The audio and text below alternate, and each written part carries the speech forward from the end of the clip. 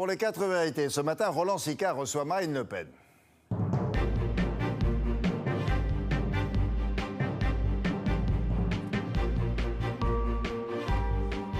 Bonjour à tous, bonjour Marine Le Pen. Bonjour.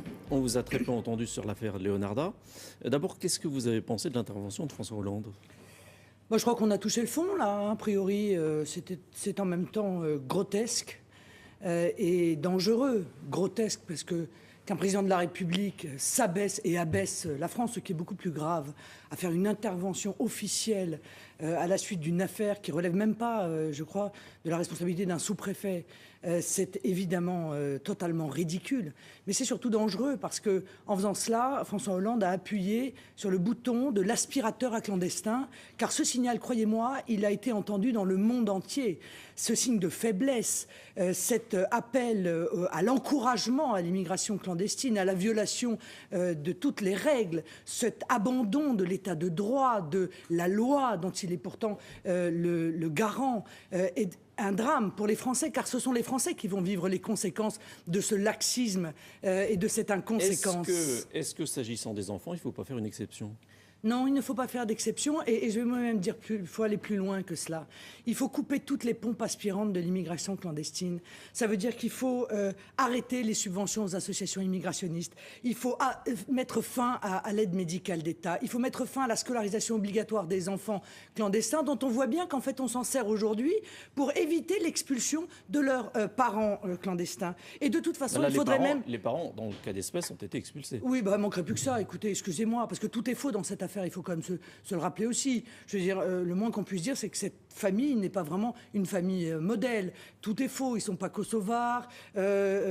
Ils n'ont pas été agressés, d'ailleurs, comme on l'a dit dans la presse dernièrement. Ils ne sont pas réfugiés politiques.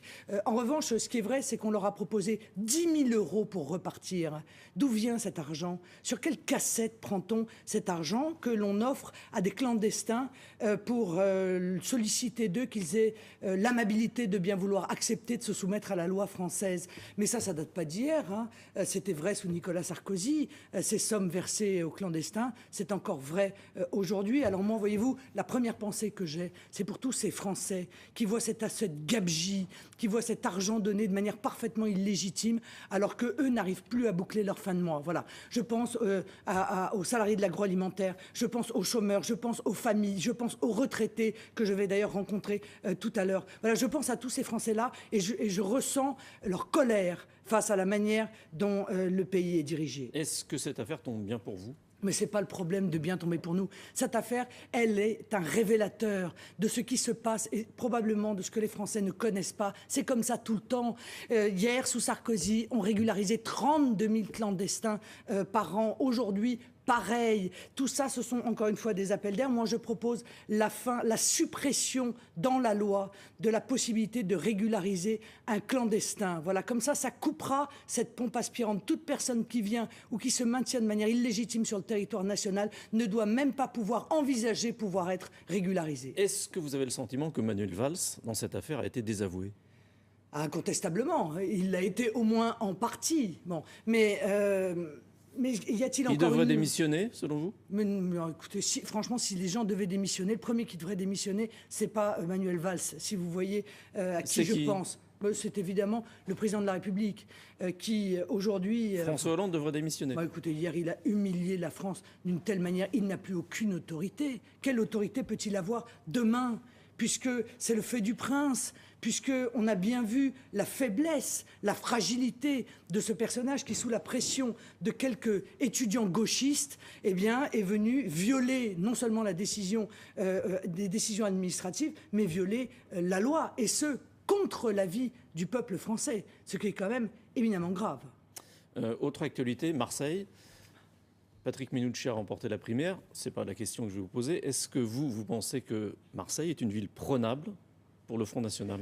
Je crois que compte tenu que toutes les décisions qui sont prises par le gouvernement français sont des gouvernements qui vont en dépit du bon sens, au point qu'on se finit par se poser la question de savoir s'ils ne sont pas tous devenus fous, s'ils n'ont pas perdu tous la tête. On voit un affolement inouï, on voit des décisions qui sont en dépit du bon sens. Mais d'ailleurs, de quoi ce gouvernement protège-t-il les Français? De rien.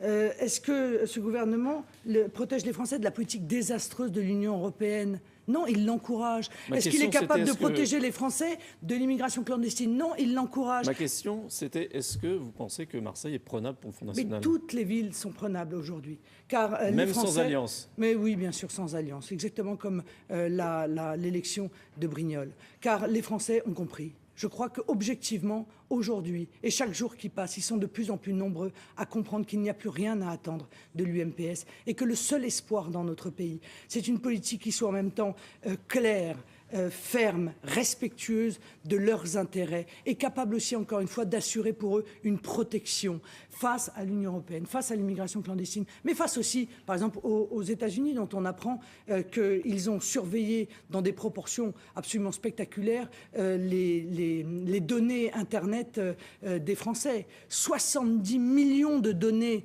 personnelles qui, en l'espace d'un mois, ont été surveillées par les Américains. Pas un mot de la part du gouvernement. Mais à quoi sert-il?